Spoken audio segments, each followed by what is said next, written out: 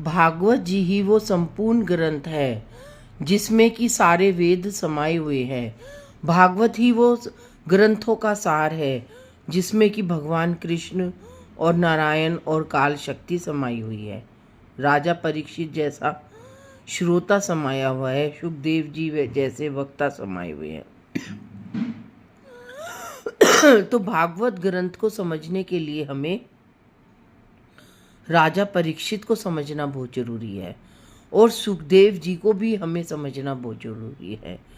जब तक हम राजा परीक्षित और सुखदेव जी को समझ ही नहीं पाएंगे तो हमें भागवत ग्रंथ के विषय को हम प्राप्त ही नहीं कर पाएंगे, क्योंकि वही ये दो मुख्य द्वार हैं भागवत जी में प्रवेश करने के लिए।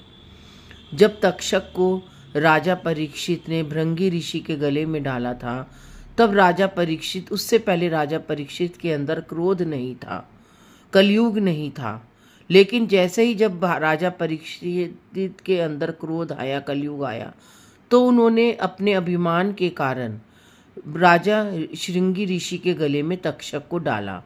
और जैसे ही राजा श्रृंगी को भी वो नहीं लगा, लेकिन उनके जो पुत्र थे उन्होंने राजा परीक्षित को श्राप दिया कि तुमने मेरे पिताजी के गले में जो ये तक्षक डाला है और 7 दिन के अंदर अंदर तुम्हें तक्षक ही डस के जाएगा।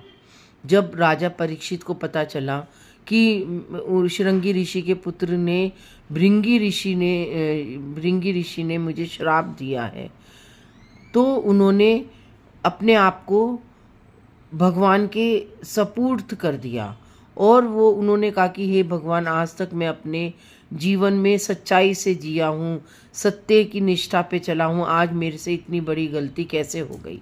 और वो वनों में गए, जंगलों में रहे, तपस्या करी, घोर तपस्या करी, फल फूल खाकर वो उन्होंने अपना जीवन यापन किया कई हजारों वर्षों तक।